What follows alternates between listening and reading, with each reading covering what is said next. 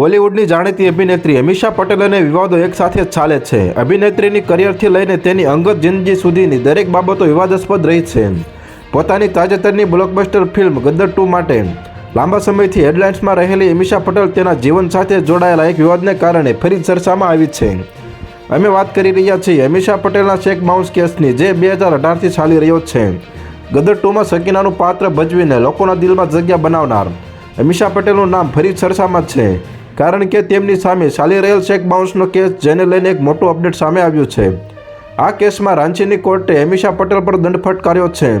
અભિનેત્રીને 1000 રૂપિયાનો દંડ ભરવાનો આદેશ આપવામાં આવ્યો છે. તમને જણાવી દઈએ કે ચેક બાઉન્સ કેસમાં બચાવ પક્ષ દ્વારા ફરિયાદીના સાક્ષીની ઉલટ તપાસ આજે પણ કરવામાં આવી નથી, જેના કારણે કોર્ટે સુનાવણીની આગામી તારીખ 12 ડિસેમ્બર નક્કી કરી છે. તો હાલ અત્યાર માટે આટલું જ મિત્રો. ફરી મળીએ નવી અપડેટ સાથે. તે પહેલાં વિડીયોને લાઇક કરી ગુજરાત ટોપ ન્યૂઝ ચેનલને સબસ્ક્રાઇબ કરી દેજો અને પાસે આવેલું બેલ આઇકન પણ દબાવી દેજો, જેથી તમને નવી નવી ખબરો મળતી રહે.